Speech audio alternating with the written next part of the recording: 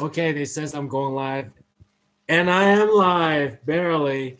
All right, so the title of this COMMGiving post is "Never Court the Press for Free Publicity." Okay, and we see it now.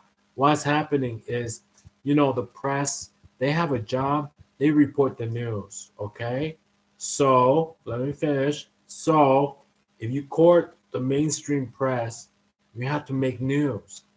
How are you going to make news? Like your stuntman slips and drops to his death? How are you going to make news? You got a small business, or you're like me, entrepreneur. Do not court the mainstream press for free publicity. You got to bend yourself, contort yourself into all positions, and it will get insane. And we've seen it lately where their stuntman slips, the grip slips, and the stuntman drops to his death.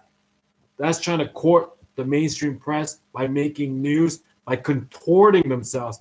And what are they? They are a video production company that makes YouTube movies. And they try to court the press, mainstream press, by creating news. And now they created a hell for themselves. All right? My life is very white bread, sliced bread, all right? It is not hell like that. And if they don't care, they are total miscreants.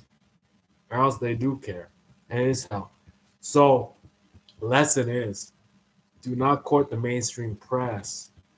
If you're like a small business or something, because you have to make news. And to make news, you got to hire a stuntman. And God forbid the stuntman slips and drops to his death. Oh my God. So what I try to do, and it just turns out I'm not strong enough, is like I court like niche presses, I court the university press. I might court like my technology press, like Wired magazine, right? And so and who am I up against?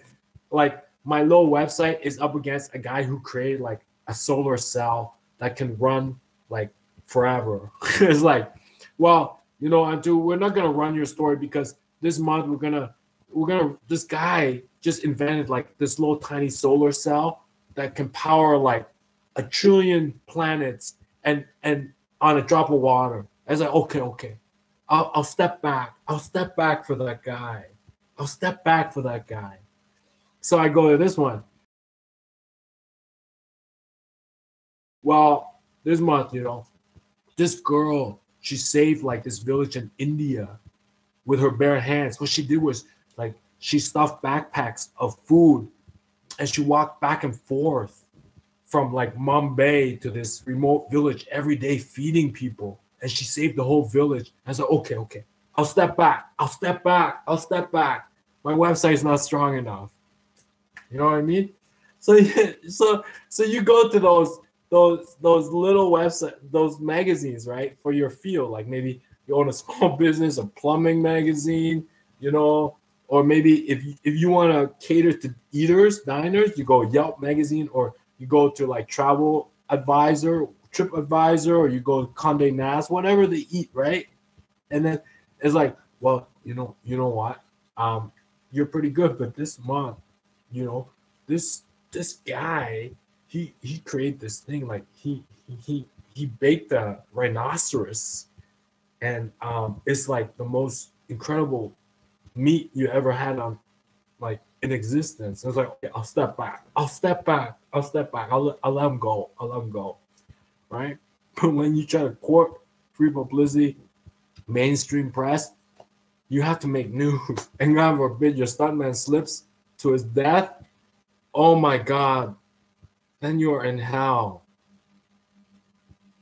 Do not court the press by contorting yourself into all sorts of weird positions.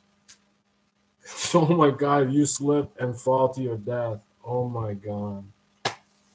But sometimes it's good to know, so like those are your peers, Like when you go to the Wired magazine or something, it's like 1, 2, or if I go to like Forbes magazine, it's like You want to run me? I'm an investor. It's like, well, this month we're running this 15-year-old kid who invested, made like $1 billion, and then had Warren Buffett at his birthday party. It's like, okay, I'll step back.